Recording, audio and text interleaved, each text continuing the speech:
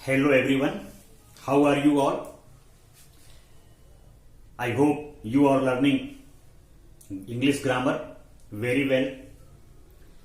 इधर कई दिनों से कमेंट आ रहे थे कुछ टीचर्स के, देश भर के अध्यापकों के, कि सर आप एक वीडियो बनाइए लिंकिंग वर्ब्स के बारे में, वर्ब में लिंकिंग वर्ब्स के बारे में, कि लिंकिंग वर्ब क्या होते हैं, कहां यूज होते हैं, ये हेल्पिंग वर्ब से कैसे डिफरेंट होते हैं, इनका काम क्या होता है। तो मैंने इस पे बहुत विमर्श किया और मैंने डिसाइड किया कि मैं एक वीडियो लिंकिंग वर्ब के बारे में बना करके बच्चों को और अध्यापकों को कुछ जानकारी अपनी तरफ से दूं। तो आइए पहले समझते हैं वर्ब के बारे में। वर्ब आपको मालूम है, वर्ब क्या होता है? जो किसी सब्जेक्ट का एक्शन या स्टेट, दशा बताता है। वर्ब जो है किसी सब्जेक्ट का या तो उसका एक्शन बताएगा या तो उसकी पोजीशन, कंडीशन बताएगा। जैसे राम दौड़ रहा है, राम इज रनिंग, तो रनिंग यहां पे एक्शन वर्ड है, वर्ब है। सीता इज डांसिंग, तो सीता क्या कर रही है? डांस कर रही है। डांस यहां पे एक्शन वर्ड है, तो ये भी वर्ब है। Ram is a boy, Ram is a boy. अब यहां पे देखिए, इज यहां पे वर्ब है लेकिन इसमें एक्शन नहीं है। Ram is a boy, is यहां पे हेल्पिंग वर्ब है, एक्शन वर्ड नहीं है, इसलिए मेन वर्ब नहीं है, ये हेल्पिंग वर्ब है। और ये क्या बताता है? कंडीशन बताता है कि राम लड़का है कि लड़की है। तो इज यहां पे लगाने से उसकी दशा का बोध होता है। तो इज यहां पे वर्ब ऑफ स्टेट है, यानी उस दशा को बताता है। इस तरह से आपने देखा, वर्ब एक्शन के आधार पे और स्टेट के आधार पे निर्धारित होता है। अब वर्ब जो है, जैसे रन, प्ले जो एक्शन वर्ड हैं, वॉच, रीड, फ्लाई, राइट, और भी बहुत सारे वर्ब हैं जो एक्शन वर्ड हैं, उसे भी वर्ब कहेंगे। जैसे रीड है, राइट है, वॉच है, फ्लाई है, ये सब एक्शन वर्ड हैं, एक्शन वर्ड वाले वर्ब हैं। और इज, एम, आर, वाज, वर, ये सब नॉन एक्शन है, कंडीशन बताते हैं। तो ये सब हेल्पिंग वर्ब के रूप में प्रयुक्त होते हैं। तो हम जानते हैं मेन वर्ब। वर्ब भी दो तरीके के होते हैं, एक मेन वर्ब और एक हेल्पिंग वर्ब। मेन वर्ब को किसी सहारे की आवश्यकता नहीं पड़ती, कंप्लीट सेंस निकलता है। जैसे Ram reads a book, Ram एक किताब पढ़ता है। यदि किताब ना कहा जाए, सिर्फ इतना कहा जाए राम रीड्स, तो कंप्लीट सेंस हो गया। तो रीड यहां पे मेन वर्ब है। सी राइट्स, राइट यहां पे मेन वर्ब है। इस वर्ब को किसी और वर्ब की आवश्यकता नहीं पड़ती, ये अपने आप में कंप्लीट है, तो ये मेन वर्ब होता है। और भी मेन वर्ब हैं, जैसे watch, see, pluck, look, etcetera. Helping verb के बारे में जानते हैं।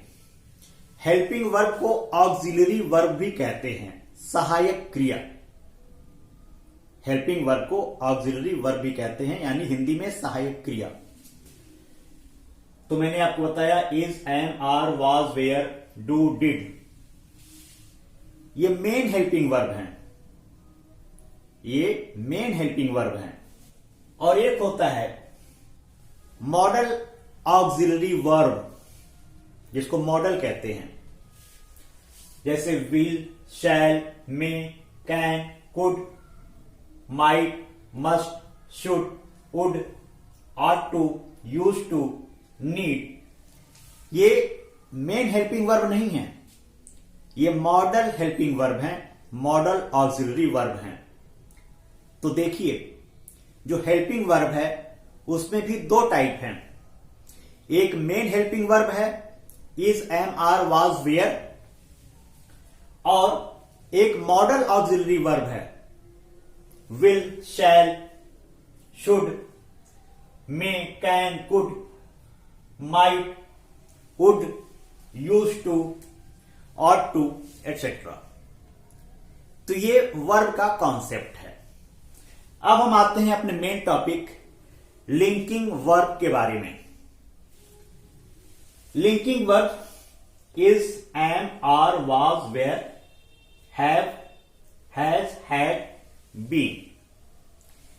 ये लिंकिंग वर्ब माने जाते हैं। और will be।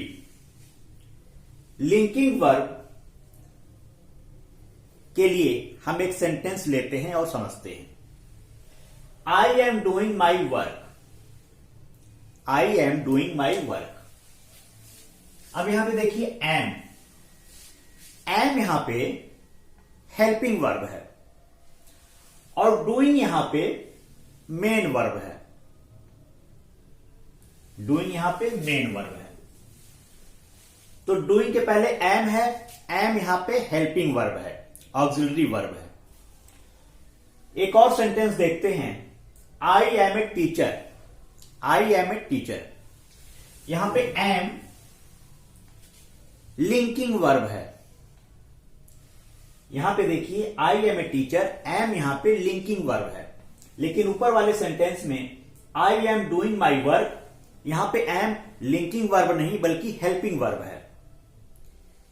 तो आप इस चीज को ध्यान दीजिए कि जब वर्ब के बाद मेन वर्ब होती है, यानी is, am, are, was, were के बाद मेन वर्ब होता है तो वो हेल्पिंग वर्ब होता है। लेकिन जब is, am, are, was, were के बाद कोई नाउन हो या कोई एडजेक्टिव हो तो वो लिंकिंग वर्ब होता है। जैसे यहां पे I am a teacher, teacher यहां पे नाउन है और कोई मेन वर्ब नहीं है, इसलिए एम यहां पे लिंकिंग वर्ब होगा।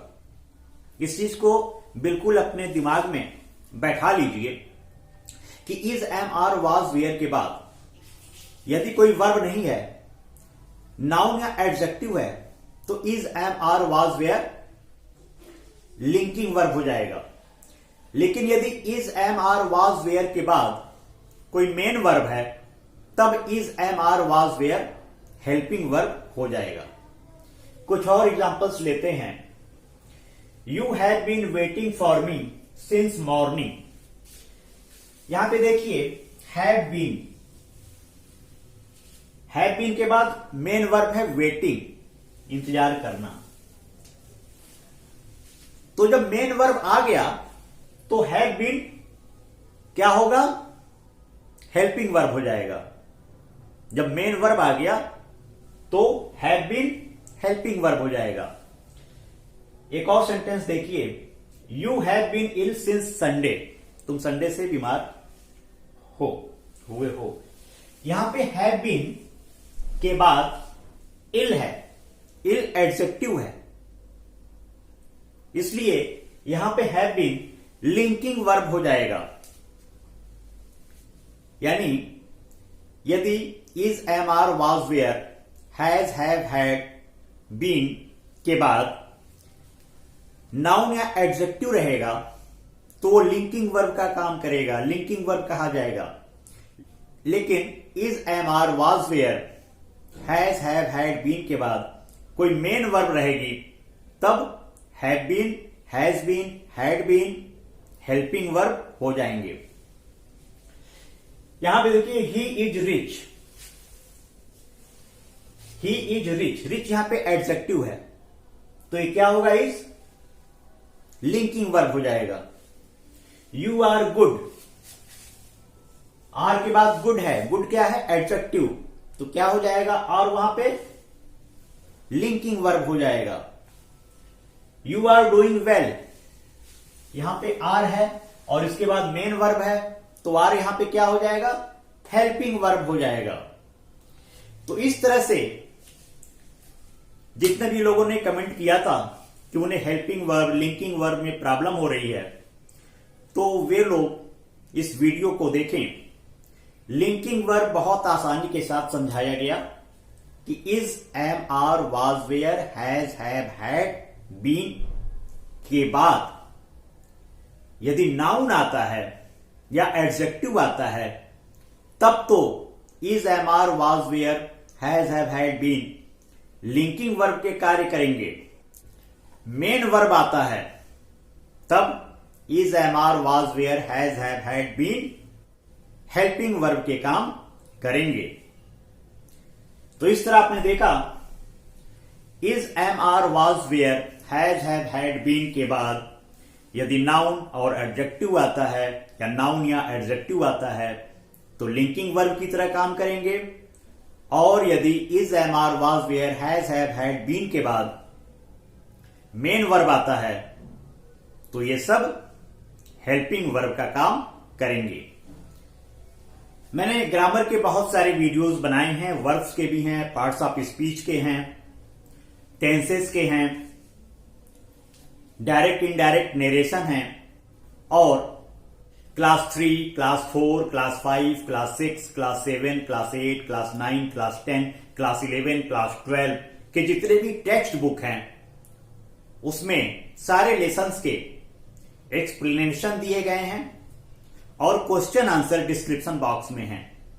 आप मेरे चैनल के प्लेलिस्ट में जाकर के क्लास वाइज आप जिस क्लास का भी वीडियो देखना चाहते हैं उस क्लास के प्लेलिस्ट वीडियो पे क्लिक करेंगे तो सारे वीडियो ओपन हो जाएंगे और आप बहुत आसानी से इन वीडियोस को देख करके परीक्षाओं में, कॉम्पिटिटिव एग्जामिनेशंस में अच्छे मार्क्स प्राप्त कर सकते हैं। ग्रामर के लिए भी मेरे प्लेलिस्ट में, इस चैनल के प्लेलिस्ट में अलग से वीडियो प्लेलिस्ट है, ग्रामर प्लेलिस्ट है, आप उसे देख करके ग्रामर को बहुत आसानी से समझ सकते हैं। डिस्क्रिप्शन बॉक्स में सारे लिंक्स दिए हुए हैं, डिस्क्रिप्शन बॉक्स में जाकर अपने क्लासेस के लिंक को देख करके उस पर क्लिक कीजिए और अपने क्लास के या ग्रामर के वीडियोस को देखिए, जिससे आपके नंबर्स बहुत अच्छे आएं।